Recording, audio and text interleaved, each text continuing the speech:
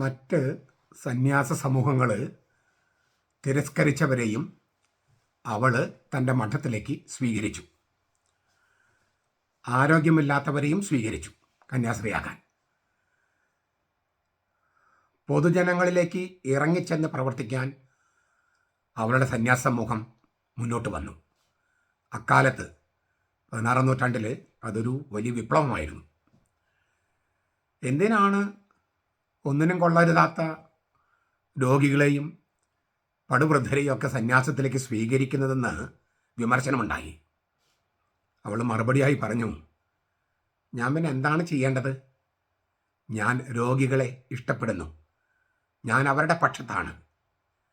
അവരെ ശുശ്രൂഷിക്കുകയാണ് ഈ സന്യാസത്തിൻ്റെ പ്രധാനപ്പെട്ട ചുമതല അല്ലെങ്കിൽ മോഹം. ഇങ്ങനെ പറഞ്ഞ ധീര വനിത ആരാണ്? വിശുദ്ധ ജെയിൻ ഫ്രാൻസിസ് ദെ ഷന്താൾ. 1572 അവർ ജനിച്ചത്. 1641 അവർ മരിച്ചത്. കല്യാണം കഴിച്ച സ്ത്രീയായിരുന്നു ഷന്താൾ. ഭർത്താവിൻ്റെ മരണശേഷമാണ് സന്യാസ സമൂഹത്തിൽ ചേർന്ന് സന്യാസ സമൂഹം സ്ഥാപിച്ചത്. ഫ്രാൻസിൽ നിന്നുള്ള വിശുദ്ധയാണ്.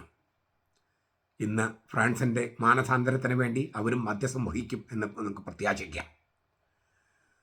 ബുർഗുണ്ടിയിലെ പാർലമെൻറ്റിൻ്റെ രാജകീയ പ്രസിഡന്റിൻ്റെ മകളായിരുന്നു ഷന്താൾ. അവൾക്ക് 18 മാസം പ്രായമുള്ളപ്പോൾ അവളുടെ അമ്മ മരിച്ചു. മകളെ രാജകുമാരിയായി വളർത്തുന്നതിലും വിദ്യാഭ്യാസം കൊടുക്കുന്നതിലും അപ്പൻ നന്നായിട്ട് മനസ്സിരുത്തി. 21 വയസ്സിൽ ഷന്താളിലെ ബെയ്റൻ എന്ന ആളെ വിവാഹം ചെയ്തു. ഷന്താൾ ഭർത്താവിൻ്റെ കൊട്ടാരത്തിൽ താമസമാക്കുകയും ചെയ്തു. പക്ഷെ അവൾക്ക് 28 വയസ്സുള്ളപ്പോൾ ഭർത്താവ് ഒരു അപകടത്തിൽ വെടിയേറ്റ് മരിച്ചു.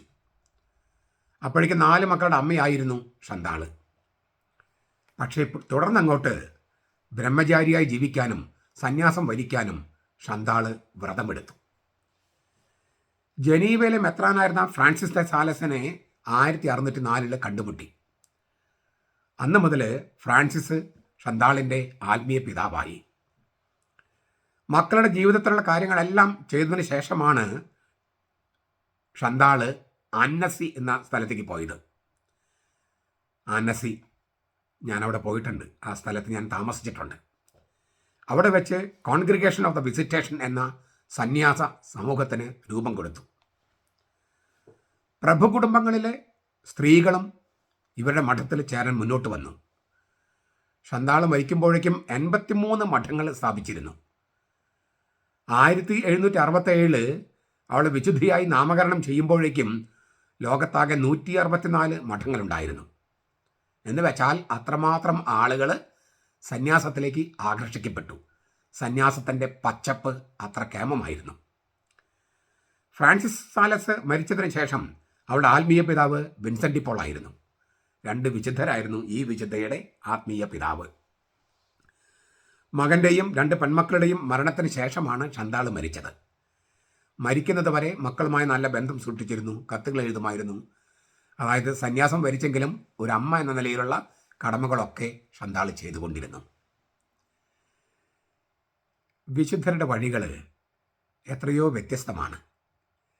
അങ്ങനെയുള്ള ഏത് സന്ദർഭത്തിലും കർത്താവിൻ്റെ വിശുദ്ധരായി ജീവിക്കാനായിട്ട് നമുക്ക് സാധിക്കും എന്നുള്ളതിൻ്റെ ഒരു തെളിവാണ് ഈ ജെയിൻ ദെ ഷന്താൾ. ഇന്ന് തിരുനാളാഘോഷിക്കുന്ന ഓഗസ്റ്റ് 12-ാം തീയതി തിരുനാളാഘോഷിക്കുന്ന മറ്റ് വിശുദ്ധർ, അവർ ലേഡി ഓഫ് ദ ഗ്രോവ് എന്ന് പറഞ്ഞുള്ളൊരു തിരുനാൾ നമ്മൾ പരിശുദ്ധ കന്യകാമരത്തിന് ആഘോഷിക്കും. പിന്നെ അനിസത്തുസ് of Marmora, Cecilia of Remiremont, Charles Meehan, the സ്കോളിയോ of Vercelli, Euplus of Catania, Felicissima the blind, Gratilian, Herculanus of Brescia, Innocent 11 pope, Jambert of Canterbury, Julian of Syria, Merewenna, Molaise of Inishmore, Murtagh of Killala, Pedro del Barco, Fothinus of Marmora, Pierre Rarig de la Morelie do Pirodon, Procarius of Lerins, Simplicio of Vercelli, Usta, martyred in the Second World War, Yusuf Stepniak, Yusuf Stasevsky, Karl Leisner, Martyrs of Augsburg 4 പേര്, Martyrs of Rome 5 പേര്. Martyred in the Spanish Civil War, Martyrs of Barbastro 6 പേര് beatified. Martyrs of La Torre de Fontabella 4 പേര്. Martyrs of Puerta de Hierro 5 പേര്. Antoni Perules Estevilla, Antonio Molina Ariza, Attilano Dionisio Arguso González, Buenaventura Garcia Paredes Palazza,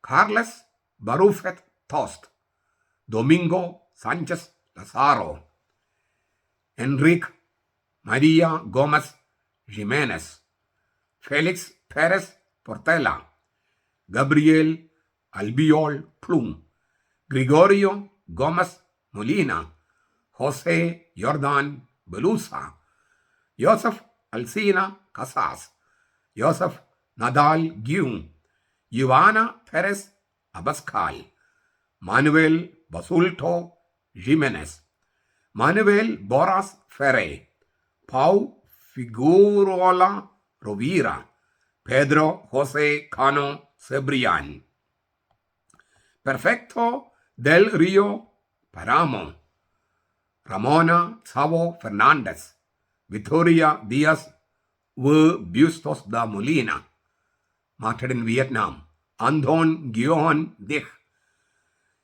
Giasobe do Mai Nam, Nixey Nguyen Hui Mui, Agilberta first of Uvare, Colombo of Lerin, Everard of San Trudpet, Felice, Felicissimo, Graziano. വിശുദ്ധരുടെ പ്രാർത്ഥനകൾ വേണമെന്ന് വെളിപാട് പുസ്തകം 8:1-4 വരെ വാക്യങ്ങളിൽ പറഞ്ഞിട്ടുണ്ട്. വിശുദ്ധർ സ്വർഗത്തിൽ ആരാധനയിൽ പങ്കെടുക്കുന്നുവെന്ന് വെളിപാട് പുസ്തകം 7 രേഖപ്പെടുത്തിയിട്ടുണ്ട്. വിശുദ്ധരുടെ ഓർമ്മകൾ സുവിശേഷം പ്രഘോഷിക്കുന്ന ഇടങ്ങളിലൊക്കെ വേണമെന്ന് നമ്മുടെ കർത്താവ് യേശു കൽപ്പിച്ചിട്ടുണ്ട്. മർക്കോസ് 14:9. ഈ തിരുവചനങ്ങളുടെ വെളിച്ചത്തിലാണ് വിശുദ്ധരുടെ ഓർമ്മ സുവിശേഷം പ്രഘോഷിക്കുന്ന ലിറ്റർജിയിൽ കത്തോലിക്ക സഭ ഓർക്കുന്നത്, അവരുടെ പ്രാർത്ഥനകൾ ആവശ്യപ്പെടുന്നത്, അവരോടൊത്ത് സ്വർഗീയ ലിറ്റർജിയിൽ പങ്കുചേരുന്നത്.